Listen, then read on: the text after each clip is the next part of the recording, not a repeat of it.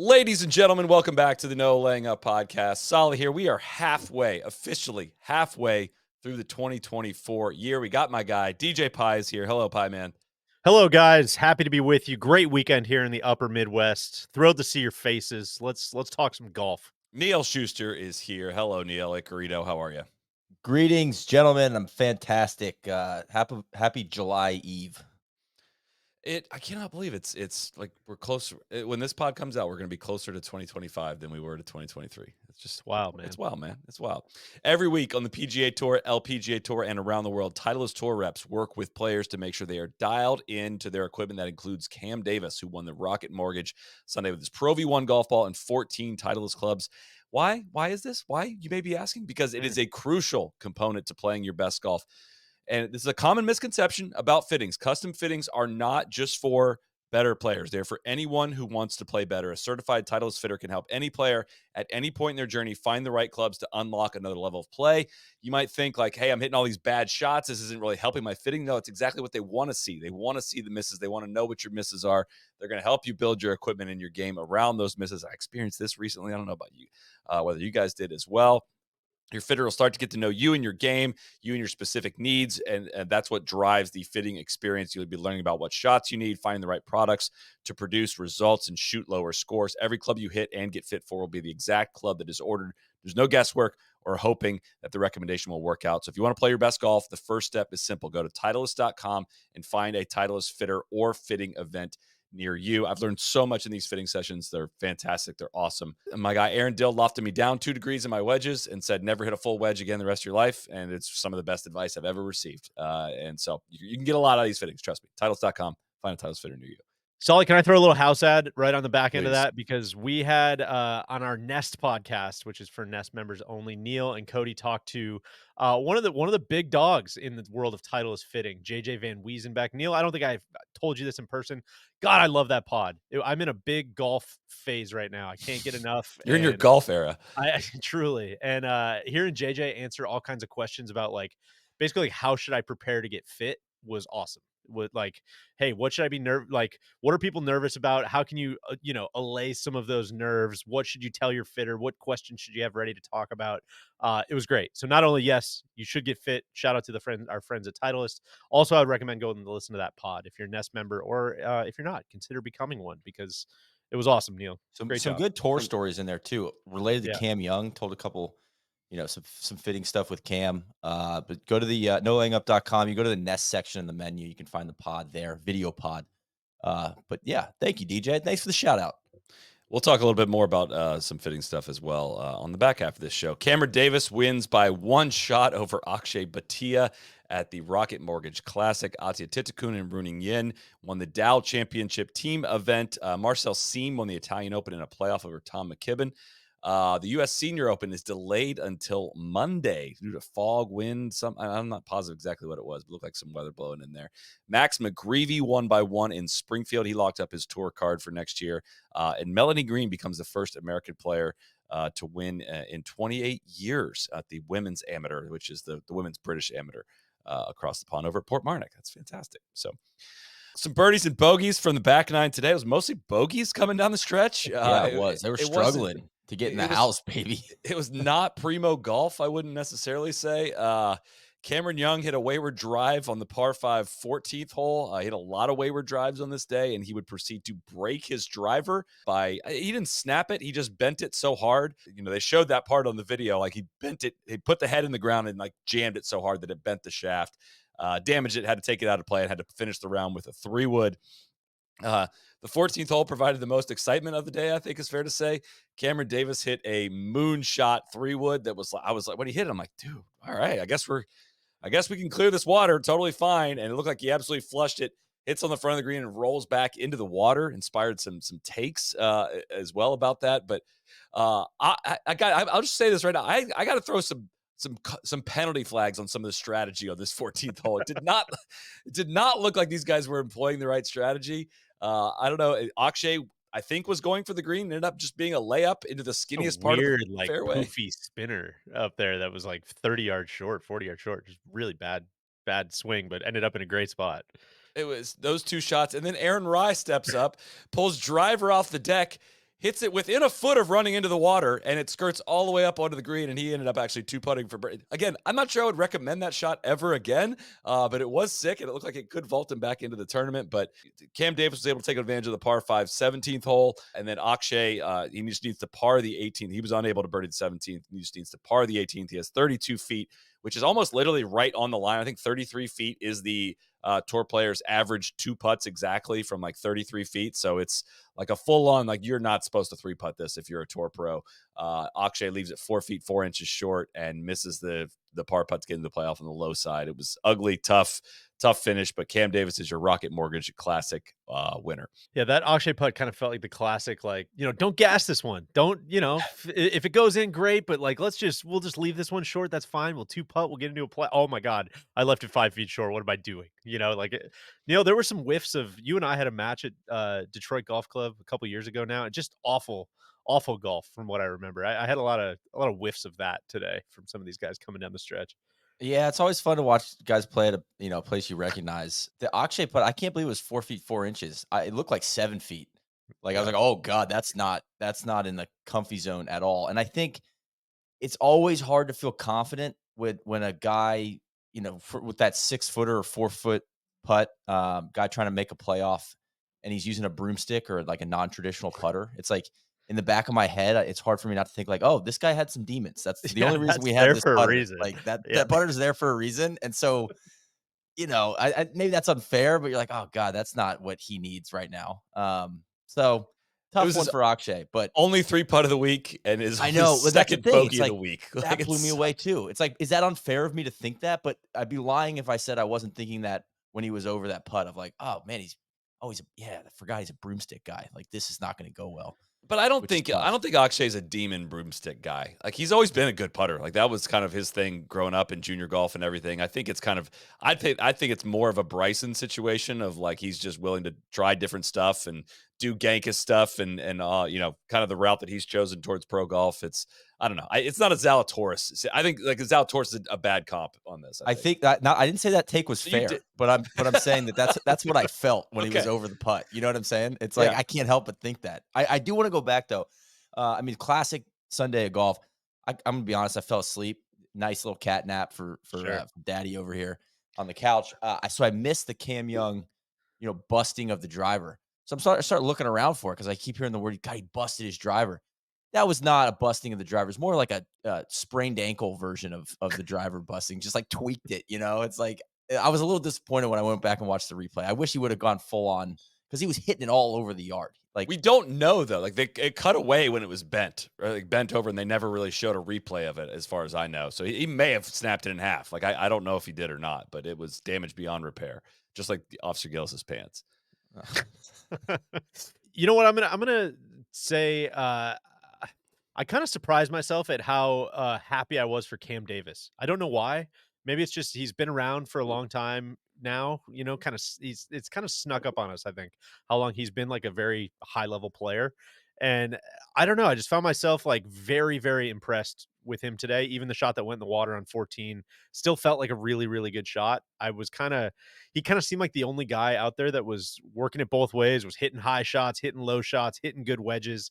When he put him, the rare occasions he put himself in trouble, like on 18, he got it up and down with pretty much no drama. I mean, I think people forget how good he was last year. He was like a top 30 player in the world last year. Starting right about this time, he went on like a really good run last summer. The way he closed out his year last year, T10, T7, T6, 40th at the BMW, which was a small field, third, T7, T12. Those were like his PGA Tour finishes last year. He was really, really solid. And I think a lot of that is just because he's kind of above average at everything. Like he just is like a really proper player, man. And I think he hasn't been this year. Like yeah, he has been that up and through this year. That's why this was kind of surprising, even in his own words afterwards.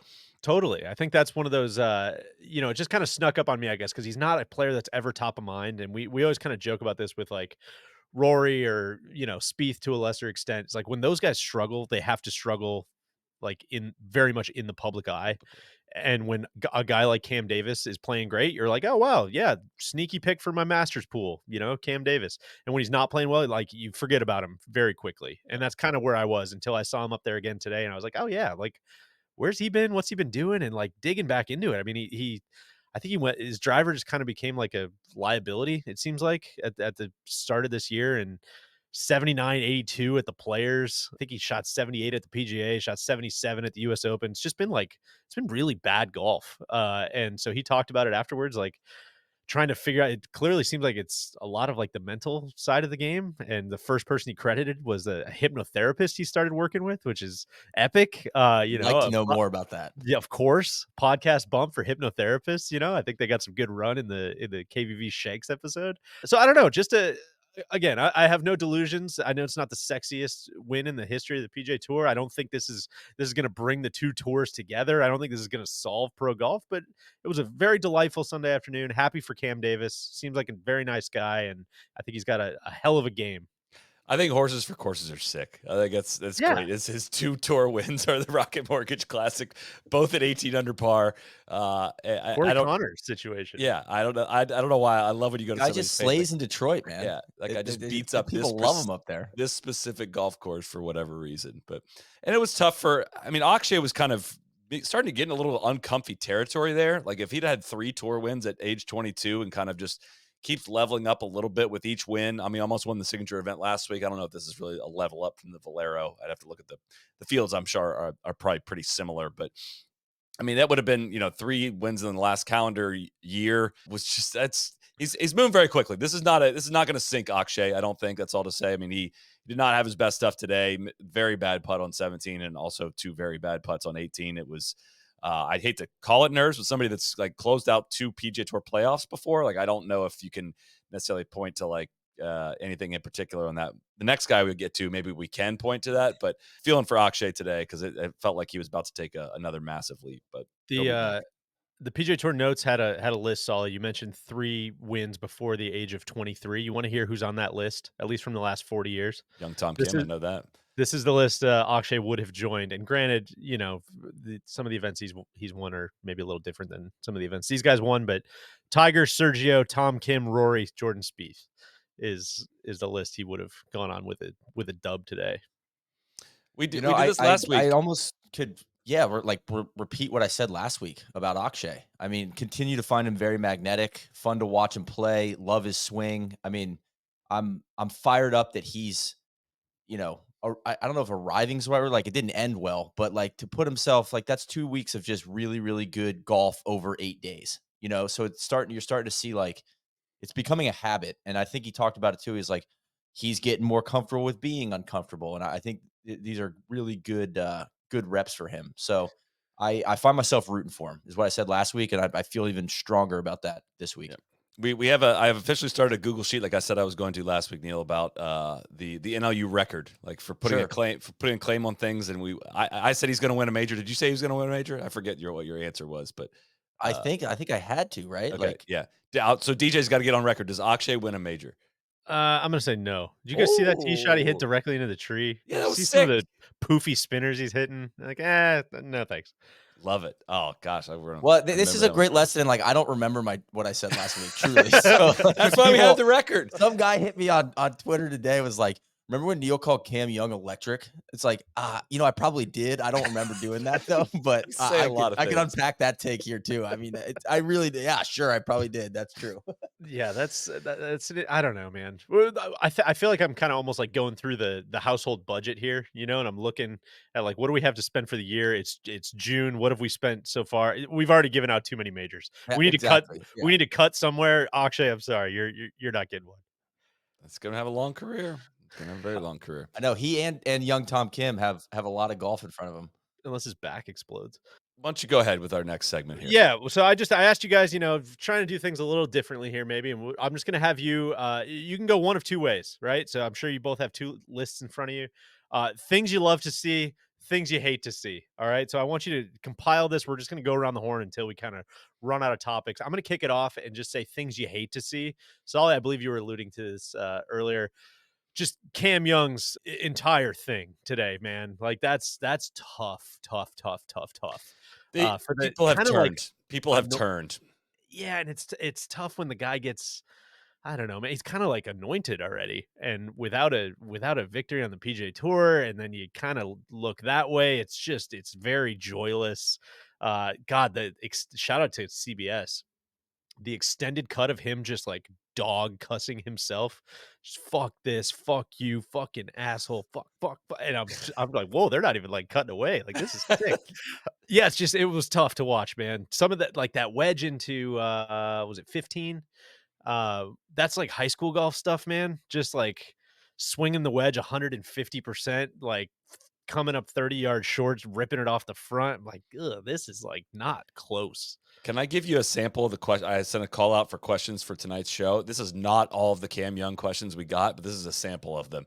Parker Taylor 2. Will Cam Young ever win? I think the answer is no.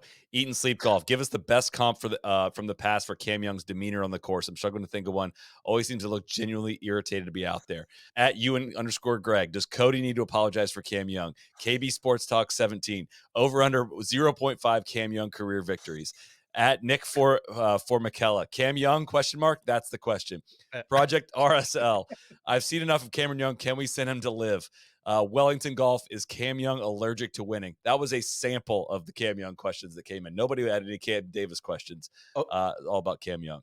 okay, so in that sample, there are so many Cam Young questions. It clearly shows though that he is a bit of a, I don't know, a magnet. Like, obviously, there's something about him where everybody thinks he's a bomb threat.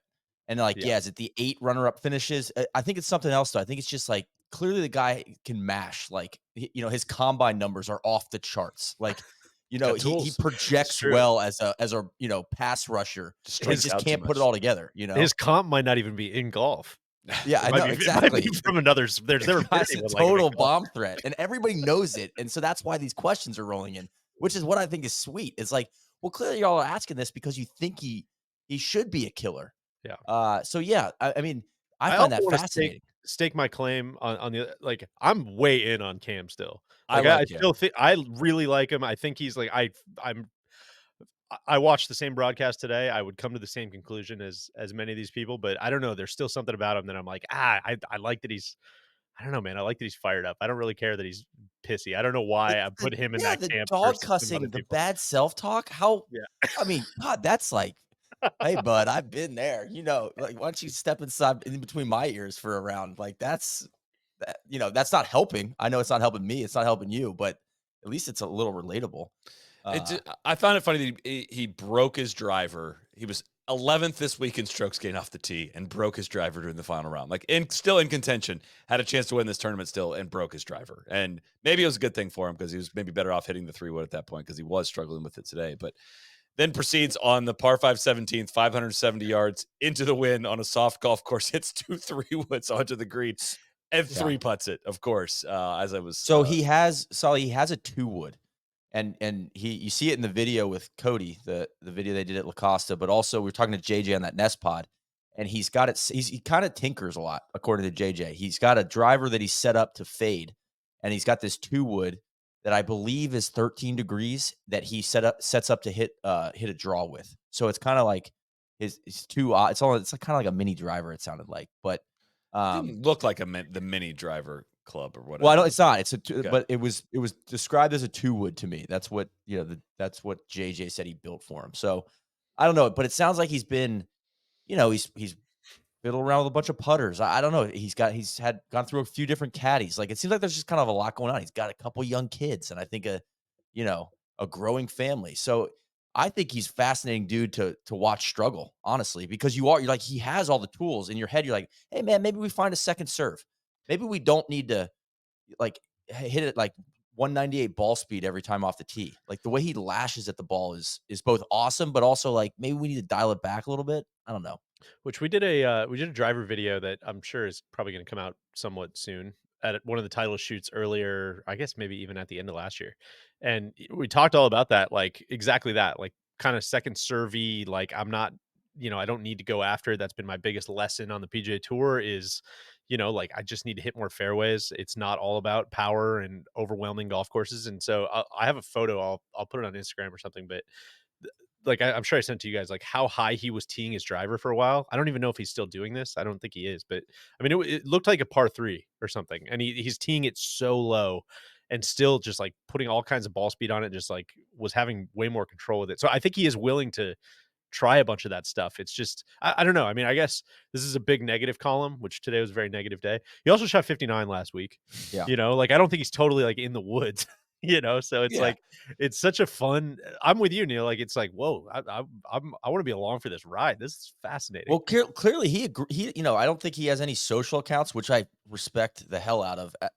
Clearly, he probably feels the way some of these question askers do of like, why am I not winning? This is Yeah. bullshit. Like it's clearly bubbling over for him, which I like to see. It's like the guy wants to clearly wants to win. And he's been putting himself in contention the last couple weeks at least. Other than that, though, it's been kind of a tough start to the year for him.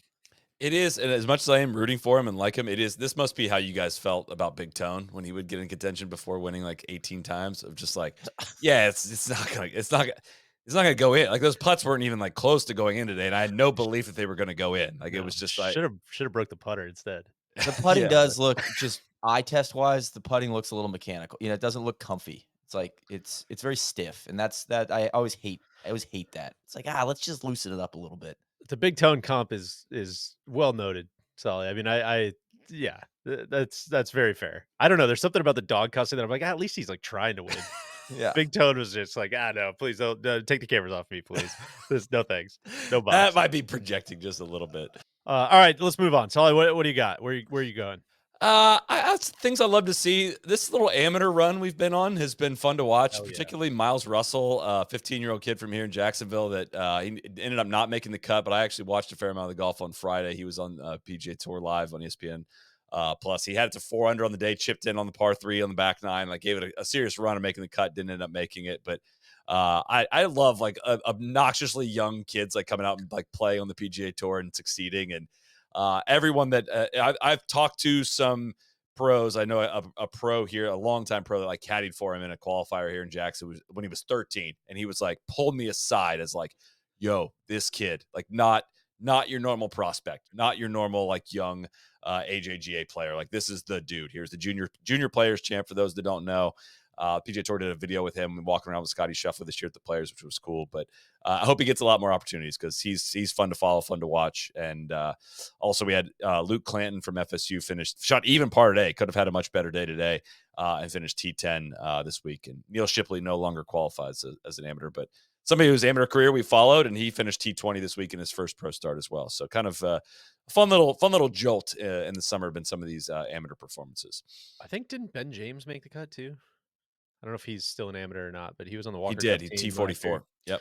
Is that the UVA guy?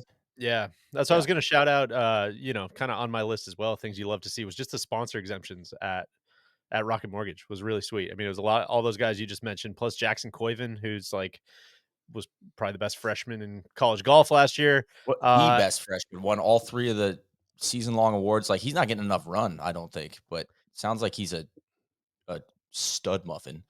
And all of those kind of balance out the Duffner and Jimmy Walker with the other picks, I thought. I want to throw it to you. I have one more thing I like, Neil. I was just up in Charleston this past week, and you know what's in Charleston? It's Roback country, baby. It's Roback country. And everybody is living in Roback up there.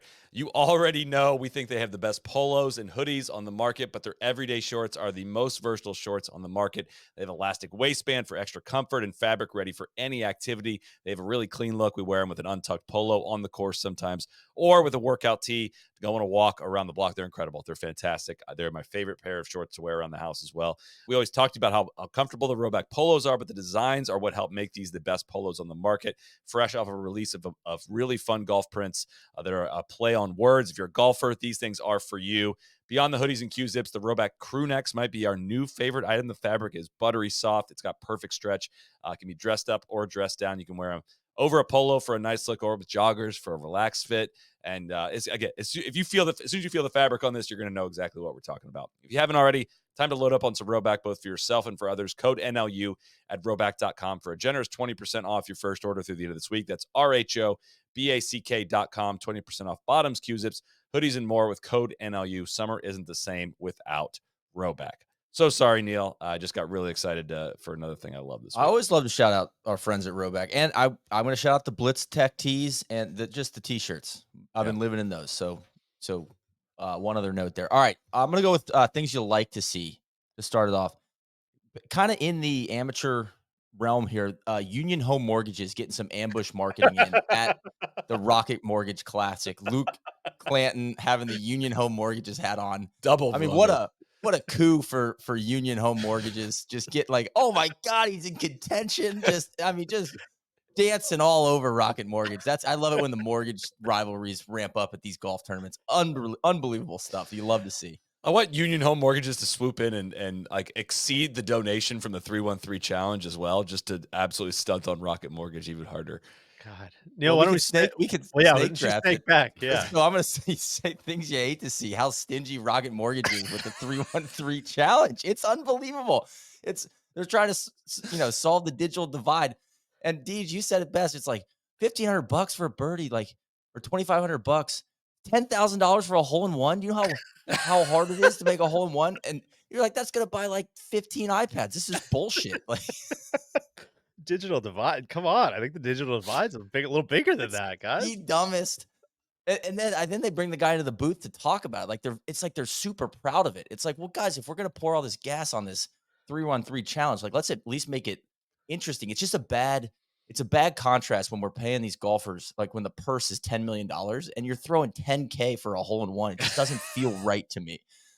So that's in my at the top of my things you hate to see column. I kind of want to we don't have to, nail all the nuts and bolts down right now, but I think it would only be fitting. I would love to get you guys on the record for a 414 challenge for me up in Milwaukee here. The 414, of course. If I make an ace this year and I have a four on the hole before and a hole, four on the hole after, I feel like I should get something from you guys. The company will do a $10,000 donation Yeah. to somewhere just to match the Rocket Mortgage one if you make All a right. 414 this year. You guys are on record on that. Solid 904. That's tough. We will be like in true PGA Tour fashion. We're going to reach out to some of our sponsors to pay for that, but you can put us on the record for that. Neil, you want to get into the 212 or where are you? Well, I would say the New Jersey one, the 908, which is the name of our local union, the International Brotherhood of Dishwashers. Sure. My brothers-in-laws and I. So I'd have to make it the 908, but it's kind of hard to have a zero. I just have to opt out of a hole, I guess. I think it's you just don't finish one. You make a 9, you make a 0. Yeah. Don't play the next hole and then make an 8. I think the people of Manhattan would embrace you with the 212. Oh man, that's a That's big tough. ask. Yeah, exactly. Tough. All right, I will go. I thought it's a snake. I thought we're snaking. Sorry, you're right. Sorry. Things I hate to see. It had it had so much upside. The impact was immediate on the entire golf world. Came out of the gates so freaking hot with 6 million views the very first week that Live Golf King Abdullah Economic City debuted on Caffeine TV, and like they couldn't make with ratings that are bigger than like Thursday and Friday from the Masters, they couldn't make the business model work, and Caffeine TV has had to shut down. And I mean, that's where 99.9% of the Live Golf views were coming from. So I don't know how they continue on after this. But it really is a tough scene. And I was, one of the 6 million strong that were watching it live on Caffeine TV, that event. And they couldn't make the business work, unfortunately. So hate to see it. That's tough. They should have gone harder on Cough and Flop and some of the other alternative programming. I will say, you know what? Things you love to see, okay?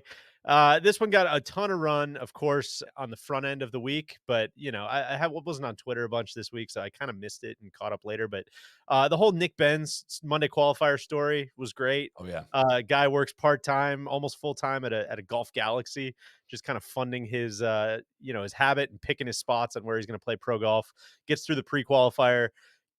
Thinks he gets through the Monday qualifier, has a couple beers because he's just like so nervous, ends up getting into a playoff after that, still gets through and, plays on the PGA Tour, shoots 75, ends up missing the cut this weekend. But fun story. Golf Galaxy got involved, stood up a little quick sponsorship for him.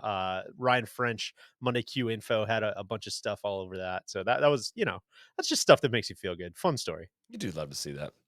You want to Snake us back, Deej? Sure. All right. Well, I'll kind of a tough vibe change here, but I'll say things you hate to see. I'm just gonna say Aaron Rise, whole deal, man. Take it away. Thank you. I don't like. I don't know I want why to stress either. this. It's hard to have a take these days in the year of our Lord 2024. I know you're going to get the immediate blowback Such a coming great at guy. you. I'm sure he's a great guy. I'm sure he has a great story. I'm sure he's got people around him that absolutely love him. I would love to meet him someday. I'm sure he's awesome.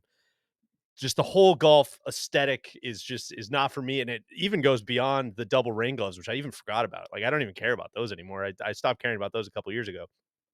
Just looks like he learned how to play golf out of like an instructional book or something. He's so rigid. He's constantly like clearly trying to get in. Like, you know what it feels like? I was thinking about was, Solly, I know you've done this. Like when you put the like 3D motion capture suit on and you're just trying to have like you're like exaggerating and like trying to make the positions look as good as possible. That's kind of what it always feels like every time he swings. The putting stroke, he's keeping his head down like way too long. It was the ball's halfway to the hole. It's like every little idiosyncrasy that you see from like the guy at your club who's just like a practice maniac, and then like goes out and shoots 86. Like it's like that's the vibe that I'm getting from him. And I guess the flip side of that is like he just looks like he like completely maximized every ounce of talent he has through all of these things. And I'm sure mental game has a lot to do with that. I'm sure the process has a lot to do with that and just a lot of the repeatability, but just no thanks. That's the opposite of the aesthetic that I'm looking for. I'm glad you said it, not me, but I feel the same way. And I'm sure he's a delightful guy. I've heard nothing but great things about him, but it's The something about driver off the deck was yeah, that's incredible. unbelievable. That was And out of that character. I almost took it out of my notes after that, but I still But I didn't. I would be wrong for me to do that. Things you love to see. The U.S. Senior Open this past week at Newport, commercial free, presented commercial free by our friends at NBC. A member of the club, Mr. Sam Flood from NBC as well, is in charge of presenting the event commercial free. I just think that's a wonderful thing for golf fans that his club got to be on display with no interruptions this past week, and it has a Monday The finish. whole weekend.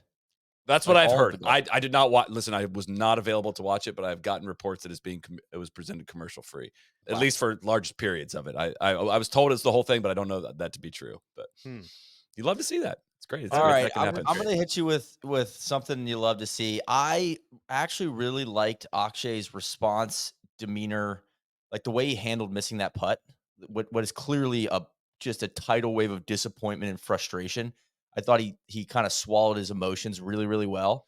And then at the very end, when he was in the scorer's tent, you catch this glimpse of him just aggressively throwing, like just ripping a pencil at the trash can as right as they cut away to go to the Manda with Cam Davis. And I was like, hell yeah. So it's like, it was the perfect amount of like, I'm not going to freak out. I'm not going to freak out, until like he's going to freak out later. And I don't know. I just thought that was for a young guy to kind of wear that one. Like that was really tough to three putt there. And I thought he handled it like, pretty maturely, I guess. So I like seeing that. You guys tell me on this front. It's got to be easier for him to swallow, having already won twice and once this year. Now that got him into the Masters already. So, but he's 29th in the world. He's going to move up this week. He's got to be in great shape. What is he? He's 11th right now in the FedEx Cup. Great shape to qualify for the Tour Championship. Also, like, going to be back in the Masters next year. If you're top 30 in the FedEx Cup, you're back in the Masters. Or if you're top 30 or top 50 in the OWGR, you make it back in the Masters. Like, it'd be really hard if he wasn't going to be in to Sure. miss that and to miss out in the playoff and not get the win. But so it does soften the blow just a little bit, but I'm sure he's still feeling those emotions, but at least like it's not a devastating sinking of a I mean, just such a frustrating way to lose it though. It's like Totally. it's not like he missed an up and down. It's like he hit a great drive, he hit a great second shot, and then he just had it's horrible. just a bad three putt, which is the most like frustrating thing for any golfer to just be like, oh, that was so unnecessary. Why did So I think it's almost maybe the disappointment and frustration is going to be like a little bit of a delay. Like I bet when he lays down tonight to sleep, he's gonna be like, what the fuck, man? Like, God, that's so brutal. That one might stick with him. I hope it doesn't create any scar tissue. Nah, I hope you fine. I hate that. So anyway, but I thought he handled himself well afterwards. I think it's worth shouting out. Class act. All right, let me snake it back to you. Let's see here. Things you hate to see. I Will Zalatoris WD. I kind of want, I kind of want to put this back injury in the rear view, and it seems like we're struggling to do that. And you're hearing about the injections, like from the quick hit he did with you, Solly, at the Travelers, and it feels like he started off the Travelers really well. Like, he played pretty good on Thursday here at Rocket Mortgage. It just seems like going for 4 days is really a struggle for him right now. So I'm bummed to see that. Yeah, that was next on my list too. That's I'm with you. It's a bad, like, man, I'm sick of watching this show. Can we please watch something else? Let's move on. I'm done with this. And that's just Yeah. not how back injuries tend to go, which is why you get so spooked out about them. I'll go with just a very easy one. Good things you love to see. I think having an event in Detroit's great. We don't have enough PJ Tour golf here in the Midwest. Great people, great weather.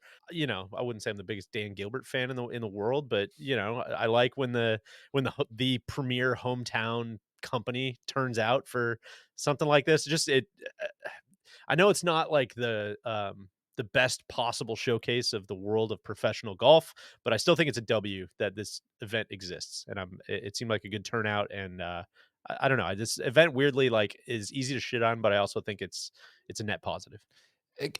Just recognizing the tier that it's in, and if you frame it that way, it's like it's a totally fine event, Yeah. like a totally fine Sunday event. Like, you don't need to watch it Thursday through Saturday, but like, was the back nine entertaining? It usually is, and it exists. The people do show out there, so I'll agree with you on that one.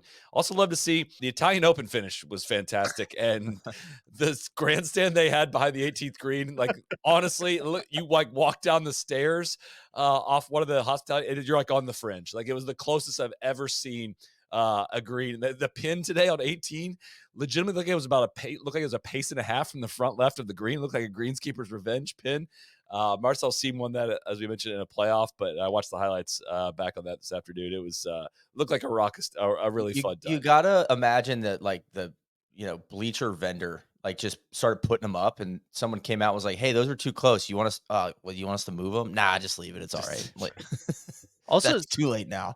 Solid, just punching in on that a little bit. KVV had that whole thing about Rory and how many, the gap, the 10-year window, and all the hotel rooms and the flights and blah blah blah.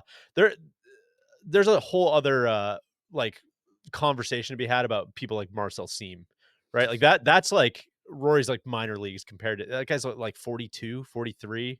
He's probably been a tour pro for, whatever, 25 years, and he just is like just doing it every week, ebbs and flows, highs and like extreme lows. Remember watching him at the Italian Open last year?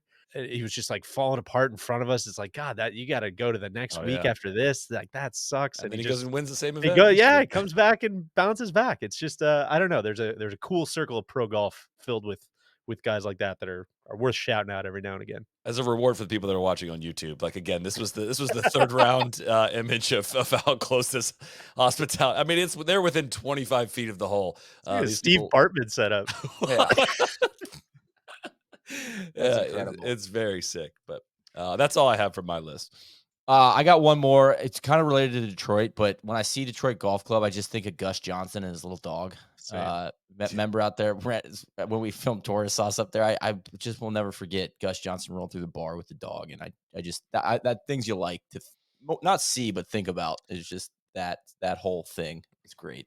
Last one I had on my list, just because I hope it pops up again, was I dug Luke Clanton's dad's whole aesthetic. In contrast to Aaron Rye, I dug the feathered blonde hair and like the short visor that was like pulled out over his ears. He had the binocs around the corner. It was just that was good stuff. He had the vest like zipped up all the way to like almost like above his chin, like TC likes to wear. He looked like I think him and TC need to start doing some bone fishing down in South Florida or something. I really liked his vibe. On further men's golf news, Seth Waugh, I guess this would be technically men's and women's golf, but Seth Waugh stepping down as the CEO of the PGA of America. Somewhat of a surprise. I think we'd heard rumblings about it earlier in the week, but this was not really on my radar that this was going to be happening this summer. I thought about it a little bit this week. I don't really have a strong take as to what this represents or what it means. I'm curious if you guys have any strong reactions to Seth Waugh stepping down. I think the only thing for me is just, and granted, we have to either have more information come out or do more reporting or whatever, but he just seems like very universally liked Yeah. within the world of golf. And this does not have any whiffs to me of like a force out for any reason. Like, it just seems like someone that everybody would love to have involved in pretty much everything, wildly popular, like within the game. So I don't know if it's something personal or what's going on, but just kind of a bummer. I don't know. I always really enjoyed seeing him, enjoyed talking to him. He was always very great to us, giving us time and answering our questions and, getting to know him a very, very, very small amount. But yeah, just a bummer, man. I think he was like somebody who kind of came in from outside the golf world. He wasn't a lifelong like golf bureaucrat.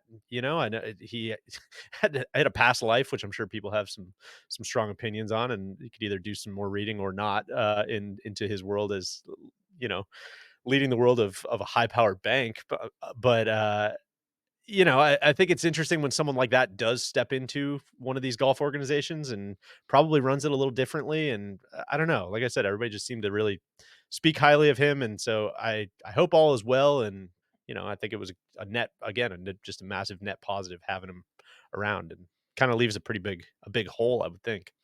Yeah, I mean, Pete Pavak's run at the head of the PGA of America was short-lived, if I remember. I don't know the exact timeline, but he didn't have much of a he didn't have the same impact. I feel like that Waugh has had on the role, and like just having Waugh and Juan be like the adults in the room as a head of these two organizations, where when like it was Mike Davis and Ted Bishop not that long ago was, I mean, it just felt like we were kind of really trending in a great direction.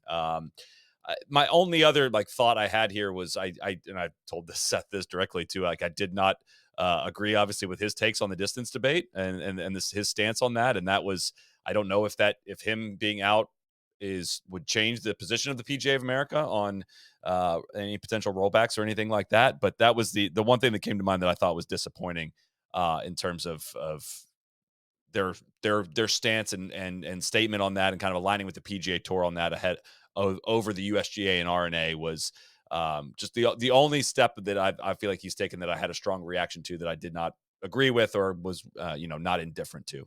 The only thing I'd add is just a shout out. I think he felt like a steady hand, and like he's had an adult in the room, and I don't know. He's just he's got a interesting vibe to him. It's a mix of, it's like I don't know, the Bob Baffert look, the Ashley Schaefer. Like, I just think he kind of makes me laugh, and in a good way, like not in like, oh, this guy's a He's a very clown real or person. anything. He's a real person. Yeah. He strikes me as very competent in Yeah. any conversation I've had with him, and I feel like he's leaving the PGA of America, new headquarters.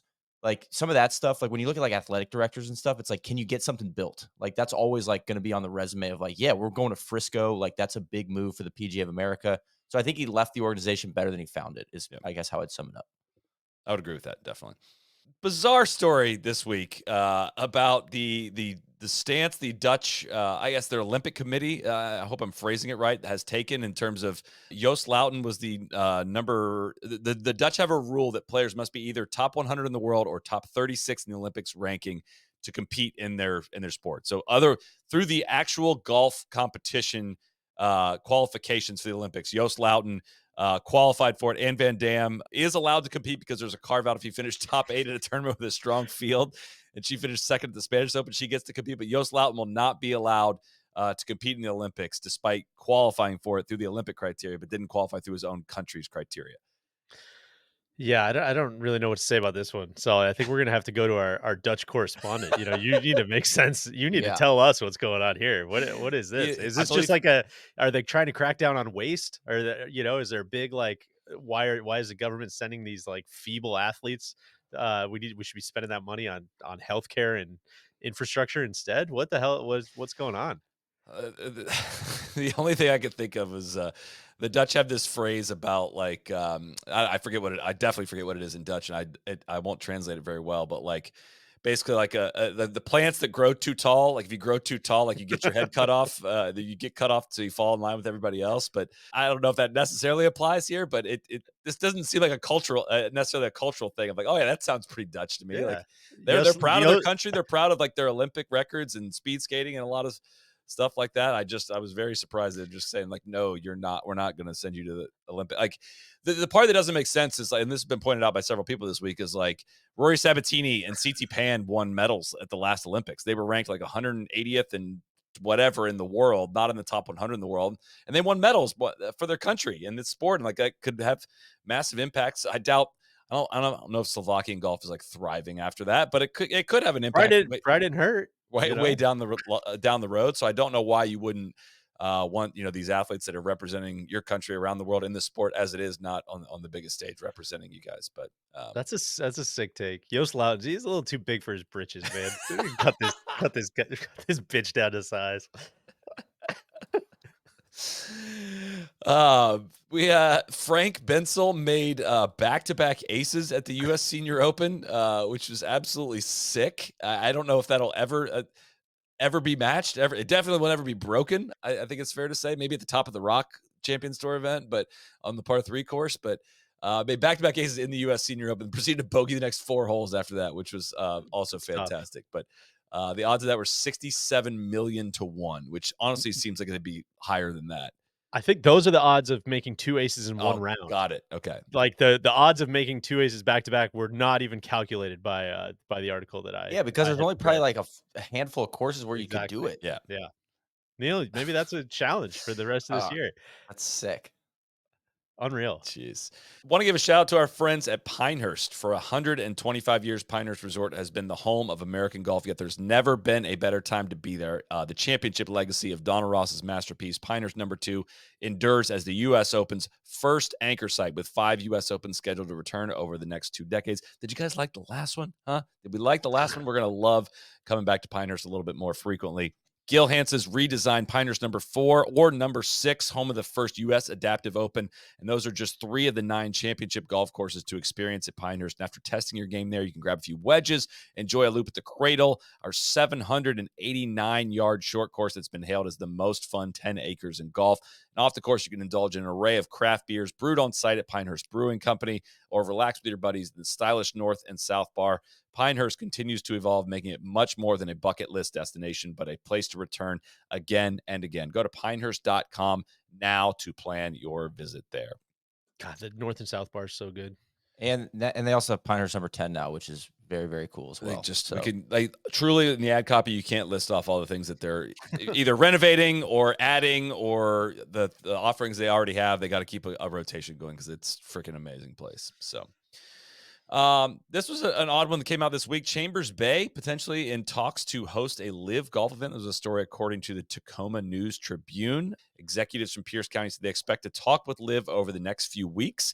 The course is intended to be a tourism driver for Pierce County, with major venues largely locked up for the foreseeable future. Chambers is looking for other ways to remain visible. They're also hosting 2027 U.S. Junior and 2033 U.S. Am. What's your reaction to a potential live event at Chambers Bay?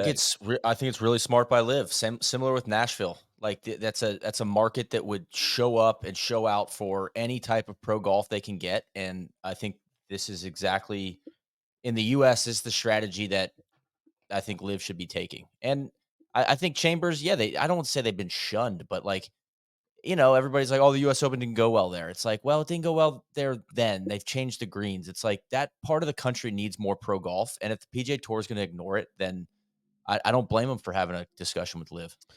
I think it's a weird connection to make, but where my mind goes is in my backyard here. Aaron Hills is like in a very similar situation, right? Where there are these 2 golf courses that were not necessarily purpose built to like host US Opens, but like it was very, very strong, kind of maybe under the table handshake agreements like, "Ooh, it looks pretty good in 2017 if you can get the course done. I don't know. We got a spot." And then the Open comes and goes, and then you're kind of just left with this like big massive championship public facility. And yeah, it's hard to like keep reminding people that exists, right? I mean, I remember like I always go back, I reference it all the time to like TC's first experience there was like he had gone to a different planet. I mean, he was just obsessed with this place, and He like, oh my found god, God. yeah, like why is everybody not talking about this place all the time? And it's, we just got done talking about Pinehurst and what it's like when a US Open goes there, and it's easy for them to kind of like rinse and repeat a little bit every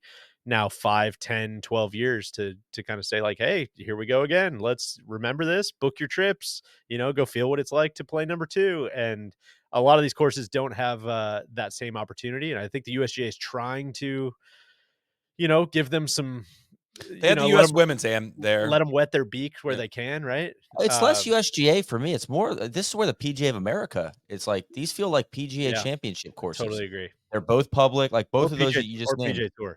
Would love to. Dream scenario, if I could just blow everything up, is like you take Pebble out of the West Coast, move that to the Tour Championship, and then plug the West Coast swing hole with the Chambers Bay event, I think would be awesome. Chambers in February. Yeah, maybe that wouldn't work. Yeah, I don't know. we'll think it through. Yeah, we'll think it through.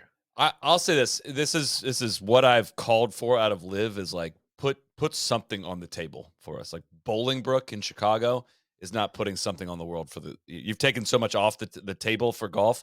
This is adding something back to it, right? Like this Live Houston does not need to exist. If you guys are going to exist and you're going to have Bryson, you're going to have go to better golf courses if you want to entertain golf fans. Again, I don't think that's the purpose of the league, but this is something that I would watch. Like I would want to attend this. I would want to see another event at Chambers Bay. And like, if Live Golf was about this, about going to these kind of forgotten destinations, cool golf courses and all that, the attitude around it, at least for me personally, might be a lot different. So like this would be nothing but a positive. If we get to watch a golf tournament at Chambers Bay that we otherwise wouldn't get to watch, that's a positive for the golf world. So again, do I think it's worth fracturing the golf world over? I don't. But if you're going to do it anyways, you might as well go to cool golf courses. So I also just looked up the weather in Tacoma in February. I'm going to rescind that take. yeah, That's a bad take. We should find another hole. It's doable. I would play in February. You guys would play in February, but it's maybe not the best idea. But yes, Solly, I agree with everything you just said. Last I don't think this is technically men's pro golf or men's golf. Technically it's men's golf, but the game of golf got some run this week on Thursday. Climate night. protests, presidential arguments. I mean, it's having a moment, man. DT and Joe Biden got into it. The most intense back and forth they had all night was arguing about their handicaps in front of the world. It was a stunner. It was a shocker. It was weirdly like I was thinking about this. Around 2016 is where I would point to like Twitter as a whole becoming toxic, and I blame politics largely for that. Like everything and the whole vibe on there just got super hostile around 2016. And the irony of like coming here 8 years later and this highly charged political moment like brought it back for one night. The actual politics made it fucking hilarious. Like all of the memes and all the stuff that was going around on Thursday night was like one of the most fun Twitter nights I can ever recall having. I think everyone arrived at the same place of like, dude, what are we doing here? Now we've crossed but now that we're talking about golf and 6 handicaps and this guy, we're about to start World War III, and this guy can't hit it 50 yards. His biggest lie of the night is that you're a 6 handicap. Just arguing about being sandbaggers. I mean, you go down a list of things that, talking about having sex with a porn star was just like totally glazed over. No, I didn't have sex with a porn star. That just didn't. No, that doesn't get a rise out of me. But no, there's no way you can beat me in golf. Is what got everybody going. And you know what? You both have the morals of alley cats. I want to state that right here. Well I want to put that on the record too. You've always said that. Can you imagine how bad I would beat the shit out of Joe Biden as a 6 handicap? Just straight up. Sorry, Joe, you're not getting any strokes. We're playing straight up. God, I would beat the hell out of him. DJ, I hope so, man. For your sake, I hope so. And I also want to say, a couple swing videos of DT going around. Guy fucking gets through God, it. I was at this concert last night during the set break at the Goose concert. I was breaking down the swing for my buddies. I was like, "Look at this impact position. This is crazy. fantastic. It's crazy. It's really good. Where his elbow is, the straight left arm. Straight up. You gotta hand it to DT. A fantastic move. Gets the club head square. My favorite part might have been the clarification, not senior club championships. These are actual club championships. Which he did say, I wanted to throw. You got to hit the ball pretty far to do that. He also said, you got to be pretty smart to win a club championship. I wanted to ask you guys, is that true or false? I think that's false. I don't think you have to be very smart to win a club championship. I don't think that's been by tried and true experience. Probably not. I don't think that's necessarily the case. But listen, politicians are known to say anything, Deej. So maybe not take everything that came out of both mouths that night as gospel would be my advice. But on the LPGA Tour, I did not get to watch any of this weekend. I don't know if you guys did, but the team event, the Dow Championship at Midland, Ataya Titskun and Runing Yin, which kind of seems like an unfair team, if we're being honest. They went and won that one as a team event, similar to the Zurich, with alternating rounds of foursomes and four balls. They won by 1 over Allie Hewing and Jennifer Kupcho. Titskun made birdie on the par 3 18th. More par 3 18th holes, by the way. The 18th was kind of electric. She hit a great shot in there, stuffed the pinata and stepped up and kind of tournament on the line, run it for the squad. It was a fun. I was rooting for Lucarbi Abe made a run, ended up finishing T8 with Georgia Obo, her partner. Some fun teams, just worth kind of running down the list. I thought Brooke Henderson and Lexi is a fun team. Also T8, Nasa Hataoka, Jin Young Ko, also T8. What else did we like here? Celine Boutier and Yuka Sasso is a fun kind of dynamic styles there. T17, Danielle Kang and Lydia Ko is another fun one. I'm trying. That would have been. I mean, that's a pretty electric pairing. T27, Alexa Pano and Rose Zhang finished T29. Arya and Moria Jutanagarn, T32. Carlota Saganda and Lynn Grant would have kind of had some high hopes for that. Missed the cut by a mile. And then Amy Yang, fresh off her major championship, no surprise there, missed the cut with Jennifer Song. But cool event. Dueling events in Michigan this week, which is kind of fun. Maybe would have loved to see those spread out a little bit, but what are you gonna do? Truly, what are you going to do? We have a little personal golf check in here. It's midsummer. We're again halfway through the year. How much golf you guys been playing? What's the latest on the personal golf front? Neil, what's going on with you?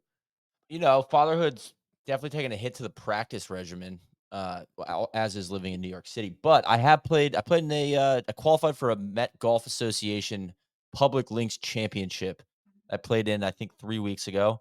I was fired up. I shot a 73 to qualify in the rain, really grindy. Proved myself that I'm a mudder. So I was fired up about that. 36 hole, 1 day championship at Spook Rock Golf Course up in New Jersey. Shout out to them. One of those courses that it was an awesome, like, Parkland Muni, and you could just feel like, when you walk into an establishment, you feel like the owner cares about it. That was how I felt at this. Like, they had, like, nice flowers and, like, an old golf bag that they were using as, like, a potted plant. Like, just little touches like that I got a real kick out of, and they had the greens, like, turned up big time. So I went 79, 82. I'm writing a piece, a gin and tonic this week where I kinda if you wanna get better at golf, like, put yourself in competitive environments where you're hitting cups, and I learned a lot about my game. And if I was to sum it up, like, there's so much low hanging fruit for me to get better with, like, better decision making, but just like better targets and like late in that second round, I was really struggling with getting out of rhythm and like having 8 to 10 foot par putts, like 3 or 4 holes in a row. And those don't go in. And then the next tee, you make a bad decision. It's like that compounding mistake to the next hole because you're trying to play catch up. That's when it starts to spiral a little bit. Silver lining, I've had 4 double bogeys, but I didn't make anything worse than double. I made a couple of, like, 12 footers for double, which I was real hyped about. Like, because I was, I'm pretty proud of myself for not letting one of the guys I played with, he had a 9 on a hole. Like, there's no safety net. Like, you can be like, oh God, like I am in a bad, bad spot here. And so that's good. But I think my issue is I need to raise my floor. Like, I need to get rid of those doubles. And if you'd asked me 6 months ago, like, why am I not a scratch golfer? It's because I don't make enough birdies. That's not the case. Play with, like, a 65-year-old dude, picked up golf 20 years ago, plays just public golf around New York, shot 1 under in the first round. Just like, kind of homegrown swing. And I'm like, all right. At first, it was like, not embarrassing, but you're like, God, this guy's beating my ass. And I'm hitting it like 50 yards by him. But then it's almost like, it makes you feel good afterward. The more I think about it, the more I'm like, my best golf is ahead of me. If this guy can shoot 1 under, like, oh, we got a lot of time left to, like, figure this shit out. And so that's what got me kind of jacked up. Like, I can't wait to play again. This got me into the New York Mid-Am to qualify for that. So I got that in October. So I got some things on the calendar that I'm working towards. So I'm fired up about just golf in general right now. Somebody like that will just teach you what being in control of your golf ball means and looks like. Like, it doesn't have to be fancy. You don't have to have, like, the high draw 6-iron from 205 to, like, be a really good golfer. No, you don't. And the thing is, I do have that. And so But it's you like, don't oh, I need it. have an advantage over that Yeah. guy if I stop being a moron. Like, you and I have talked about this. Like, good golf is boring. Oh my God. And this dude. guy played such So boring boring. golf. He just had a million, like, 20 to 30 footers for birdie. And he rolled in like 2 or 3 of them. It's like, oh, great. That's awesome. Like, found money, but he was just never out of position. And it was really fun to watch him. Like, now he's 65. The second round didn't go as well. He got kind of tired. But I mean, the Back to our 71, presidential conversation. yeah, start the day was fantastic stuff. So shout out to Harrell up in the Bronx. He was an absolute menace.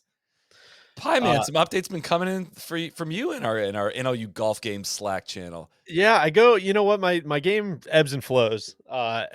With my enthusiasm, I think, and my schedule, I guess, realistically. And so, Neil, we kind of talked about this at various points, and we talked about it on the trap draw that's coming out this week. But was like a 5-month sprint for the whole team, like starting the year, just a ton of travel, a ton of editing, a ton of sales stuff, a ton of just like work, like not on the golf course work, type of stuff. And so it's hard to sneak out and play quite as much. You're still playing a little bit, but not really just like, oh, I have an afternoon, I'm gonna go like bang balls, which I've had the last like 2 weeks, 3 weeks, and it's been revitalizing, man. I'm finally able to we have a TPI video that is coming out, I don't know when, at some point. It's in the edit process right now, but me, Cody, and Casey got to go out there, and as part of that, just got like some really crucial swing thoughts or swing kind of like guidance, and also just like fitness stuff and stretches and different ways to use the ground, or at least like start using the ground. Turns out that's a big part of the golf swing.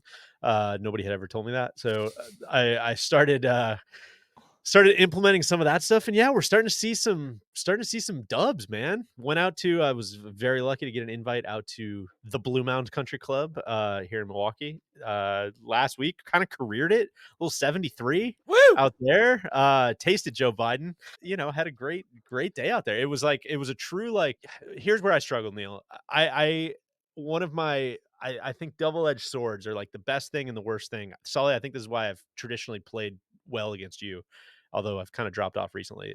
I very I have a big tendency to play to my competition. Sure. And so if I'm playing with like good players, I tend to keep up. Maybe it's like not wanting to look like a fool, or focusing a little harder, or whatever, playing a match, like whatever it is.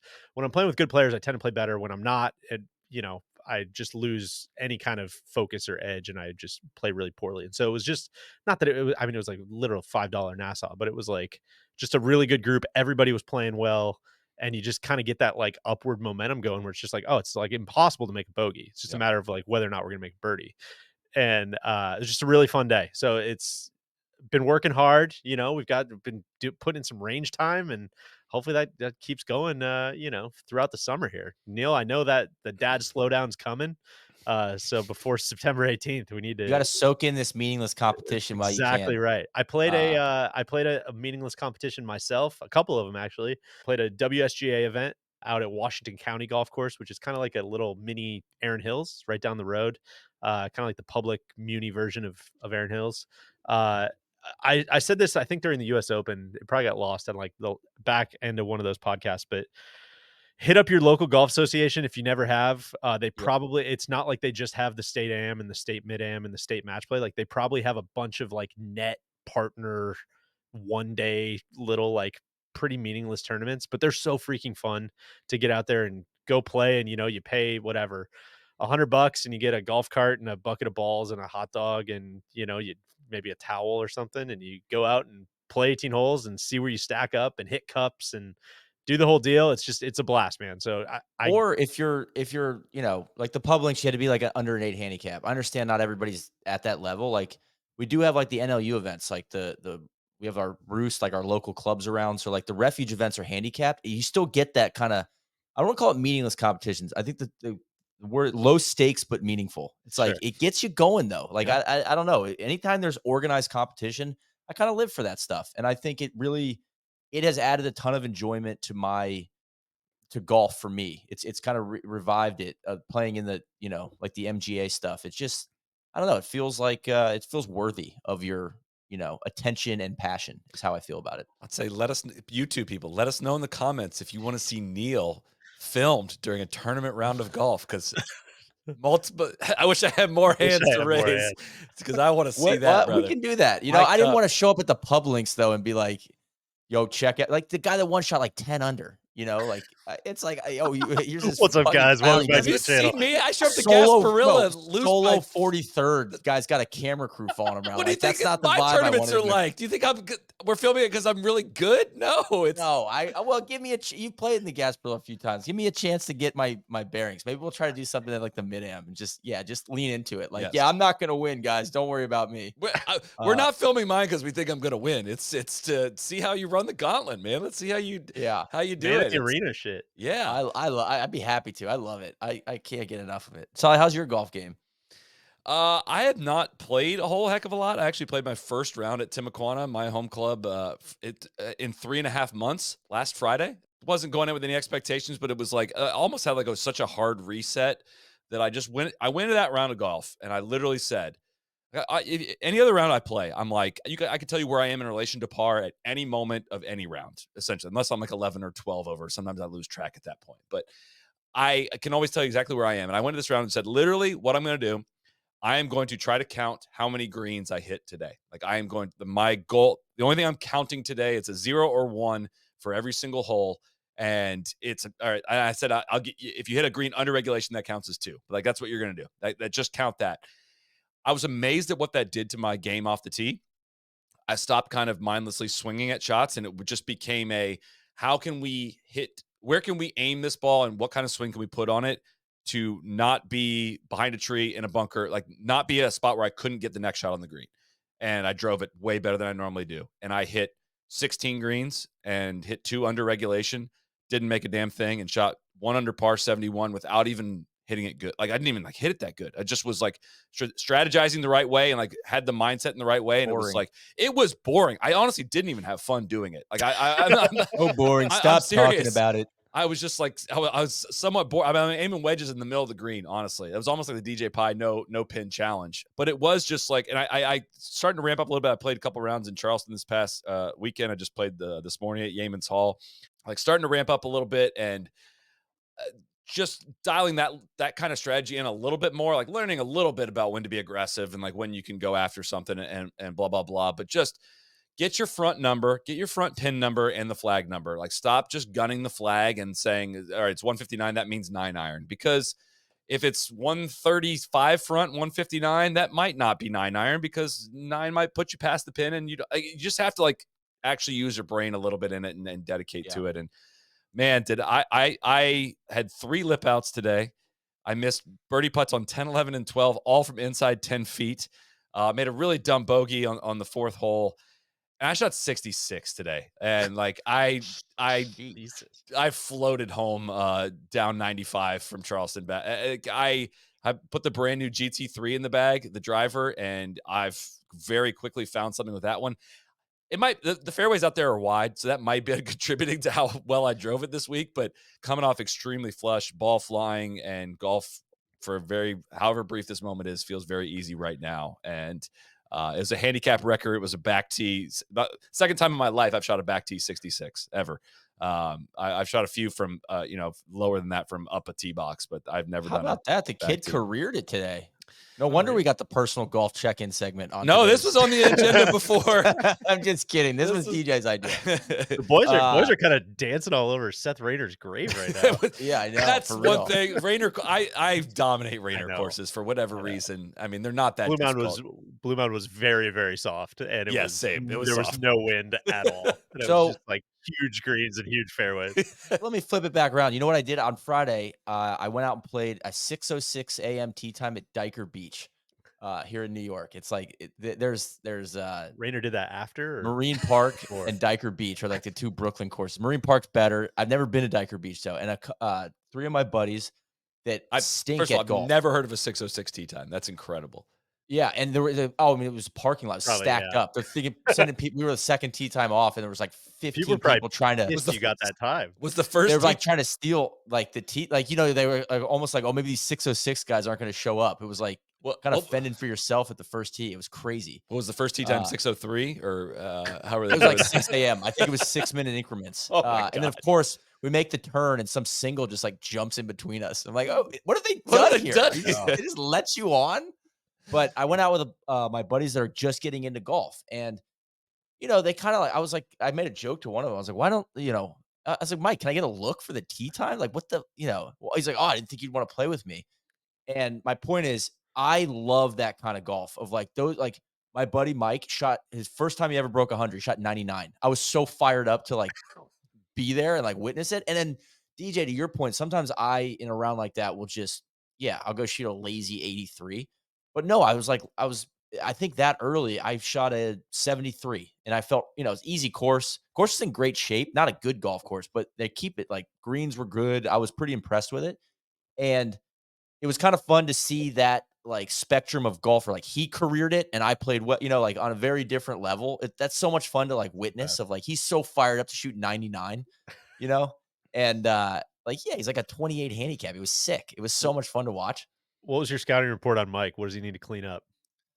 Mike needs to learn how to. He's a former football player, former teammate of mine. He's swinging pretty hard at it. We just need to dial it. He's got speed, but we don't need all that speed at all times. So Kind of a Cam just Young situation. yeah, hitting moon balls everywhere when we don't need those. So and then of course just the short. It's so hard to like. I find that when I play with my buddies that don't play a lot of golf, they're always looking for like chipping tips, and It's literally because just it's so practice, hard man. to teach Putt it. touch to people. Oh, Well, yeah. yeah, of course. It's like, well, you should probably putt this one, but like trying to like, well, you need to have a half swing here. That doesn't mean half speed. That means like half swing. Like no, you don't need to take it back on this chip to the top. Like you need to take it back like to like waist height, and it's just that doesn't really. I don't know. It's hard for people to understand that concept. I find that the hardest thing to like provide some help with, and but it seems to be the question I get asked the most when I'm playing with like someone that's new to the game.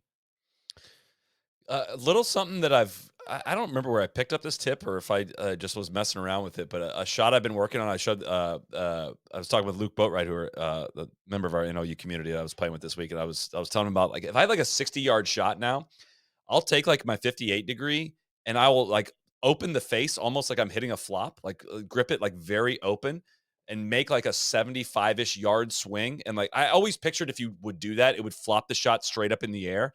It does not do like if you don't like try to hit a flop, just like try to hit a normal shot, but with an open face, you can hit like more of a fuller, more full wedge, and it will not fly nearly as far and land so much softer without like peaking really high that like it is dialed in my 50 to 70 yard game so much. Just a simple like opening the face up and hitting shots.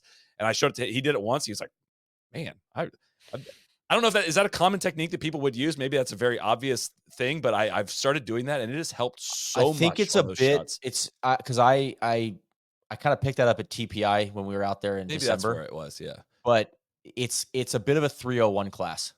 I'm like, Yeah. especially, I'm Yeah. like, I don't know if I need to be like, no, yeah, open the face, take a massive swing with this wedge. It's like, I don't think But it's that might hard. not work Sometimes for harder to everybody. do a half swing is my I get point. what you're saying. I Yeah, I struggle think with the that. safer thing is just like put it back in your stance and Yeah. trap it, like kind of just try to hit bump and runs as much as possible. Is kind of like where I'm Yeah. trying to guide friends of mine that are new to the game. So, but Diker Beach, I love getting a little taste of the New York public golf scene. It like is it a hassle and yeah, is the pace good? No, none of that. But it's just funny. Like the kids out there, some kids got like an off-road motor scooter. He's just ripping across like just doing laps around the 12th and 13th fairway. It was just a lot going on out there. It was great. There's probably something to be said for very slow pace in a round like that, though, where you're like out with your buddies, you probably don't see as much. It's like Yes. it's better to be waiting and for a Well, the social pace was good. If situation you're than gonna yeah. play there, like we got around in 4.5 hours. But like if I had the 8 o'clock tee time, that's a 5.5 hour round. Oh, yeah. You can just see, you can almost look back and just see the The the traffic. traffic jams forming behind you. You're like, oh, I'm glad I'm not back there. Vibing off a little summer golf is so much easier too. That's the thing. The ball just goes so much farther in the heat and the humidity, of course, and softer. It's very very different. Like I feel like maybe it's just a southern thing, but golf courses need a winter and a summer rating because like Yeaman's Hall in the winter would be like maybe 5 shots harder than it is probably in the summer. Like my home course way way easier in the summer than it is in the winter, but. So my handicap does the same cycle every year. I end up at like a 1 in the winter, and then I end up at like +1 or +2 in the summer. It's bizarre. I don't like how that works. What did the 66 do to your handicap? It bumped me. I think it's projecting me for +1.3 from I think I was a 0.0 or 0. Maybe I was +0.4. I think so. I'm coming up. How I have about a 8. stroke? I got 8. My goal in the trap draw this year was to have 10 under par rounds in 2024. I've got 8 at the halfway point, but It's pretty good, man. yeah, That's awesome. I'm Yeah. not going to get to my 85 rounds though. I can promise you that. Indeed, you're at a 6 with Sleepy Six Joe. 6.2. Yeah, me and Sleepy Joe. We'll Okay, play. I'm down to a Play straight up. 2.9.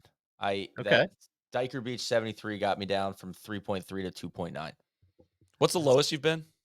1.7 is the lowest I've ever Really? been. Yeah. I thought you got lower than that. No, and that's what's frustrating. It's like, yeah, it's in there, man. Like we just gotta. You should be a I'm a scratch. bit of an unstable compound, like Min Woo Lee. Deej. We just need to. You need to get more out of your good rounds. Like that. Yes, 100%. Like that. I wouldn't worry about your high, low floor or whatever as much as Well, but here's the worry, Sully. I don't have a round. I played 25 rounds this year. I have literally one round without a double bogey, and that was on Friday. That's the first round of the year I haven't had a double. That's fucking disgraceful. I'm like, and that's why I'm seeing even the good days. It's like I'm just good for a squirrely one, and then I tee compound shots. the Is it mistake. all tee shots? It's not all tee shots, but a lot of times, probably the majority of them is just like, yeah, bad club or really bad swing. Like that's gonna happen. I don't know. It's like the doubles. That's what holds it back the good rounds too. It's like, oh yeah, I made 4 birdies today, but I still had that double, so that's going to be a 74. Cool. So I don't know. I got some plans to work on a video later this year on course management stuff. So we're getting in the lab. More to come on that because Hell yeah. I am committed to like, let's stop being a moron. Is kind of a commitment I'm making to myself. That we have to change our entire business model of our videos. I know if it's that's tough. going to be the It's case. bad. So It might be a tragic news for a lot of people out there. Did you guys do your driver fittings? yes, It's awesome. Love my that. drivers it's come. Is your driver come yet? No, not yet. No, not yet. I think it tomorrow or Tuesday. I'm very fired up though. Like my guy Lucas and I were in the lab. But I would say that like what I did, I came with like, hey man, like almost gave him like my self-diagnosis. And then it's nice to check in with the fitter on like, yeah, actually what you're seeing. Like I was like, I'm not hitting the ball high enough off the tee. It Yeah, just same. doesn't. And he was like, you're exactly right. Your launch angle was like 5. We got to get it up closer to 10. And then it's a vicious cycle for me where I wasn't hitting high enough with my current driver. So then you're trying to lift it. I was trying to like manipulate the club and do things with like the position of the ball to get the ball in the air more, which was like leading to like more spinny swings. And then it was like, oh, well, let's just like tweak the equipment. And it's like, oh, well, that's a lot. Now I don't have to try. The ball's just kind of jumping. And you're like, that puts you at ease when you're standing over it. So the fitting is a good check-in. It's not a lesson, but it's almost a good check-in on your game. It almost starts to show me like where the bad habits are forming because I'm subconsciously trying to do stuff to manipulate the golf ball because I don't like the way it's coming out, in certain ways. So anyway, I think we're all probably on the tail end of like the last generation of like before like really intense club fitting as well, Neil. Where I'm with you, where it's just like, oh man, I've had one driver for I'm not 11 going to blame years. the Like, tool. I'm yeah, going to make it work. I'm just gonna Yeah. keep figuring it out with my swing, and I now it's exactly what you just said. Like, no, just keep your swing, like keep that. That's the constant. We could change the equipment to do whatever you want. Is a pretty radical thought to me still, and it was again proven true at the fitting. Also, I posted some TrackMan stuff on my Instagram of like, here's my old driver, here's my new driver, and I literally picked up 4 miles an hour club head speed just by changing clubs, like the new driver. Everyone's like, where'd that 4 miles an hour come from? I'm like, no, they were 60 seconds apart. One was the old driver and one is the new driver. Like that's all. There was no fitness thing. There's no like that's just what it was. It's that much faster, which is See, crazy. mine was interesting. Like I've struggled with left misses for quite some time, and I was really not getting enough spin on the ball. And the way he was explaining to me, like how kind of like a bike that doesn't have enough speed, how fast the ball can like wobble off its axis when you're not getting enough spin on it. Like that's what was causing the ball to like dive off to the left when I'm spinning it at 1500 RPMs. Like it's just not enough. So getting me back in a more natural spin profile and watching the ball shoot up I'm an 11-degree driver now, and watching it like shoot straight up in the air and fly way straighter and not like trying to dive either way was like, whoa. And I messed up. I did squats the day before my fitting, which was the dumbest possible thing. I hit it so bad during my fitting that I was terrified I was fitting to something awful, and took it out on the course this week, and it was just like missiles. It was just a brand new. It's almost not a bad process. thing though. Like you want to, Yeah. you know, AJ was saying in our conversation, like, no, as a fitter, I want to see you like hit the one you're scared of. Yep, Like I that's want to see interesting. that one because it's like you want to know the extremes, and then they can kind of work within that, you know, that bandwidth, I guess. I want to keep. Now I need to take it out on some courses I'm familiar with and see how different the golf courses look with a little bit more playable ball flights. I still would love to be able to hit a fade. We're not quite there yet. I will say we filmed my fitting, so that'll come out. I don't know when it's going to come out, but you know, we can put some video evidence of this of my fitting discussion out there pretty soon. What's going on in the shop, Neil? We got an NLU Pro Shop promo going on. Made a special podcast code, code HEAT, all caps, HEAT, baby. Plug in HEAT for 20% off any polo if you buy 2 hats. We came out with a bunch of new hats this week, and I'm really fired up about them. We got new rope hats. We got new performance hats. We brought back an old style where we have the wayward drive on the front and the no laying up script on the side. That's kind of like the OG. Your uncle's so deep in your head. Oh God, my Uncle Jim was all over me for the last 2 Thanksgivings. Like, you need to put no laying up on the side. Nobody knows what the logo is. I'm like, oh, all right, Uncle Jim, I got you. I kept putting it off, and we finally did it. So those are in the shop. Shout out to Uncle Jim. Support Uncle Jim. Yeah, support Uncle Jim. I always love your promos are like a scavenger hunt. They're always the best. Like, yeah, I know. Well, that's buy a bunch of stuff and see if you get the code. Well, here's the thing: we price things properly, so we're not just fire selling everything. But if you want to we got a lot of polos. You want 20% off a polo? Go buy 2 hats and throw a polo in there and put HEAT. HEAT. Tell them the Czar sent you. Yeah, tell them the Czar sent you. Go check out the shop, store.nolayingup.com. Honestly, it's kind of shop's good. We got some good stuff in there. So a lot of hats, a lot of polos, a lot of good stuff for the summer. Get in there. Guys, we think Jordan Spieth wins the John Deere this week. Spieth's in the field, and Cantlay in the field this week. Cantlay's in the field too. I think Davis Thompson wins the John Deere this week. Interesting. Hey, good to see the country music sensation T6. He's kind of been in the wilderness. For sure. Eric Cole back on the leaderboard. Young Eric these guys Cole, are, as he was referred to this weekend. Yeah, wasn't he like 38? Yeah. We totally skipped past this on the takes on the broadcast that no golf ball when Cam Davis's ball rolled off the green on 14 into the water. Who was it that said that no ball should roll off the green into the water? I think it was maybe IBF, but he was quoting Jack Nicklaus, which again I don't think is like the trump card that maybe he thought. He's like, oh, Jack Nicklaus designed hundreds of golf courses. He agrees. He says, you know, a golf ball should never roll off the green into the water, which I'm like, dog, you guys have broadcast the Masters for like 60 years. And like, have you ever watched it? Like, do you know what makes it fun? I don't know if I quite agree with that one, but whatever. Listen, it's 4 days of TV, man. Those guys say a lot of stuff. That's true. Same with me. Like, exactly. I can't even remember what I said if Akshay was going to win a major or not. I don't know. Akshay has winning a major. We are out. Thank you, everyone, for tuning in. We will have a pod out later this week. We'll be back for John Deere recap. Then we'll start getting to some Troon stuff, some more Scotland golf stuff ahead of the some videos we got coming out as well. Subscribe to our YouTube channel. Subscribe to our podcast feed. You know where to find us. We'll be back here next week. Thanks so much for tuning in. Cheers. Code HEAT.